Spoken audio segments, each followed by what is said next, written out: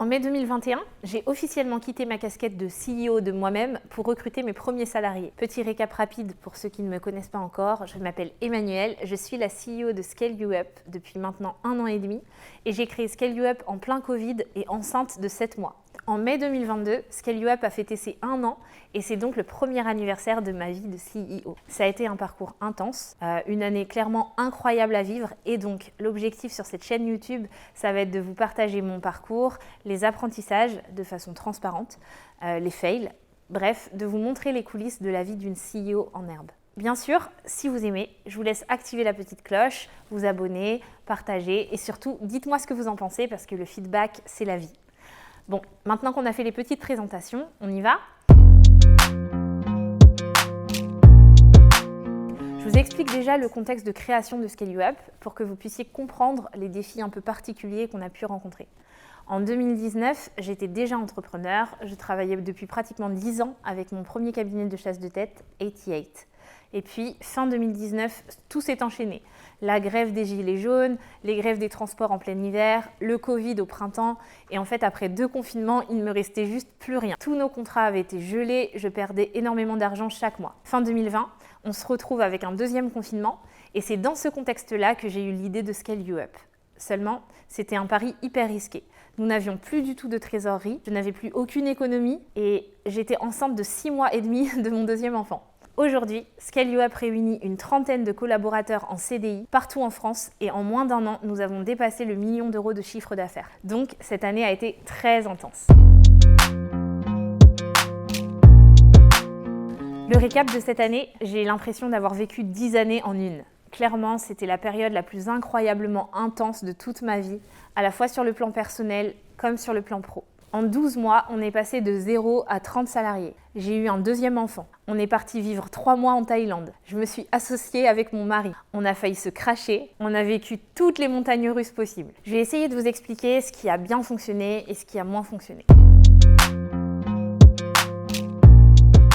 Dans nos bonnes réussites, déjà, tout l'enjeu quand tu es entrepreneur, et ça marche aussi dans la vie, c'est de faire en sorte que tes hypothèses se confrontent le plus vite possible à la réalité et que, bien entendu, tu puisses faire en sorte de les confirmer. Au bout d'1 an, ce qui est intéressant, c'est de constater que les hypothèses que j'avais au démarrage de l'aventure étaient bonnes et ont été validées par le marché. Le business model, on avait ce qu'on appelle en fait un product market fit.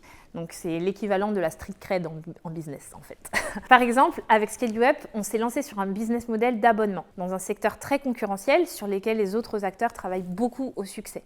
Et de notre côté, ça a tout de suite été un très gros argument de pouvoir se différencier par ce biais. Et du coup, on a signé nos premiers clients très rapidement. Ce qui me rend très fière aussi, c'est le fait d'avoir réussi à recruter une équipe de très bons recruteurs. S'entourer, c'est très important. S'entourer bien, c'est encore mieux. Et de notre côté, l'une des choses les plus compliquées quand on passe de solopreneur à CEO, c'est de se dire, bon, qu'est-ce qu'on va réussir à déléguer, comment le faire, à qui, etc. Et ça, c'est vrai que ça a été l'un de mes plus gros apprentissages de cette année. Et aujourd'hui, quand je regarde l'équipe présente chez Scale You Up, je suis très fière de constater que nous avons une team très diversifiée, de tous les âges, de toutes les couleurs, de tous les caractères. Et en tant que chef d'entreprise, j'ai énormément appris sur les gens, sur moi-même, appris aussi à maîtriser mon stress au fur et à mesure des mois, à me détacher aussi un petit peu plus du ressenti des gens, pas encore championne. Mais j'apprends aussi à affronter mes peurs et à me lancer des défis, comme par exemple agrandir mon réseau, approfondir mes connaissances dans des sujets très variés, pouvoir prendre la parole sur les réseaux sociaux. J'ai pris un coach pour pouvoir m'aider dans cette transition, ça aide énormément. Sur le plan personnel, on a pu partir vivre en Thaïlande pendant 3 mois avec nos 2 enfants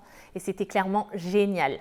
Je vous raconterai cette partie dans une autre vidéo. D'ailleurs, dites-moi si ça vous intéresse en commentaire. Mais ce que je peux vous dire en tout cas, c'était que c'était une expérience vraiment incroyable. Et le fait d'être en full remote avec toute mon équipe, ça a bien sûr aidé énormément. Côté chiffres, on a aussi de très belles réussites. On a grandi rapidement avec une 40aine de clients, un chiffre d'affaires qui a dépassé le 1,5 million d'euros dès la première année, c'est royal. Et sans marketing en plus. Donc clairement, ça fait vraiment partie des plus belles réussites de cette année.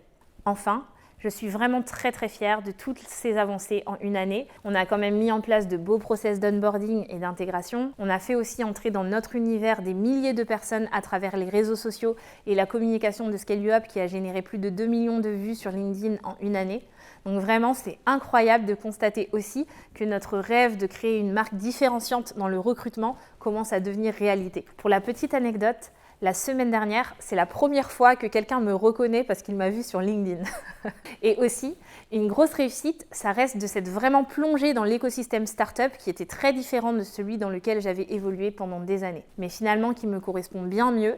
Et aujourd'hui, et ce depuis vraiment 1 an, je me sens enfin complètement à ma place professionnellement. Être parfaitement alignée entre mes compétences, mes valeurs, mes croyances et mes ambitions de vie, c'est vraiment un cadeau. Ça m'a pris beaucoup de temps.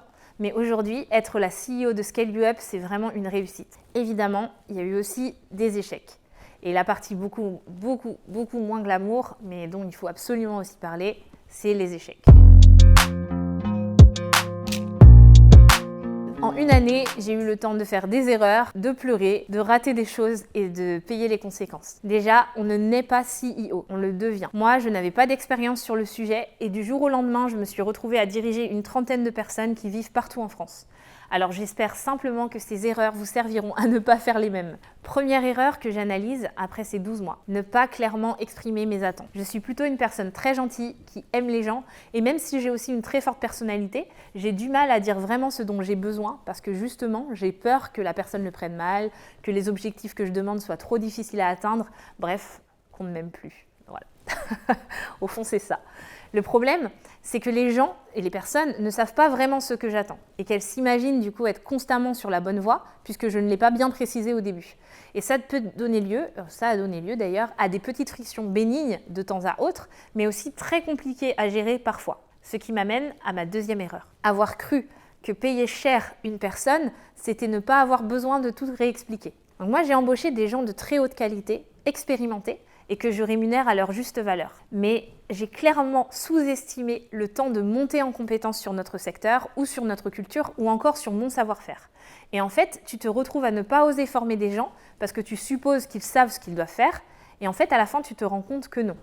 Troisième boulette, avoir délégué ce qui me tenait le plus à cœur, prendre soin des gens. En fait, si j'ai créé une entreprise au lieu d'être freelance, c'est pour les personnes.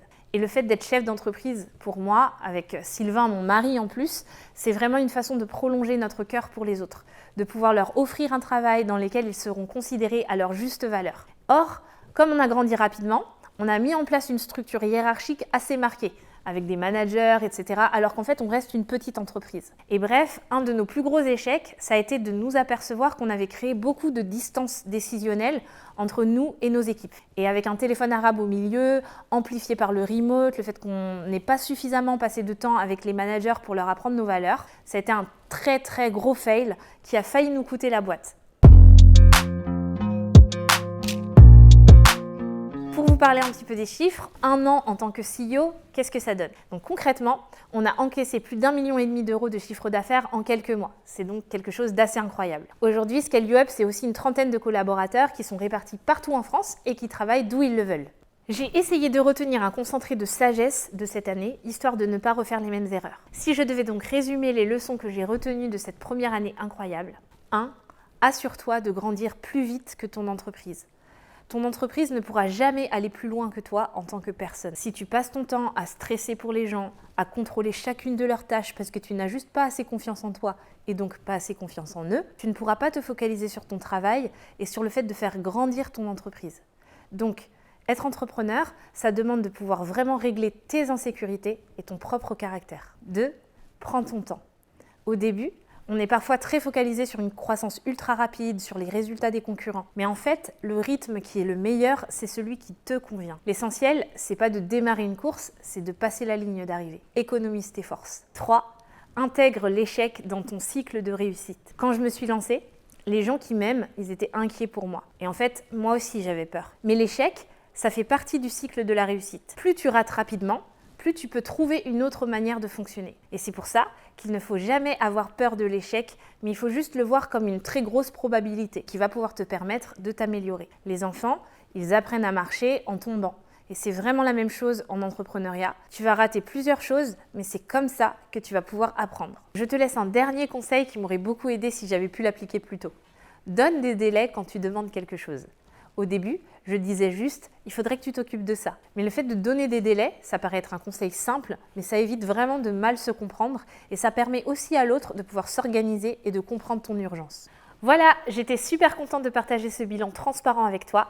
Si ça t'a plu, abonne-toi, active la petite cloche et n'hésite pas à partager autour de toi et à me faire un petit retour. À bientôt!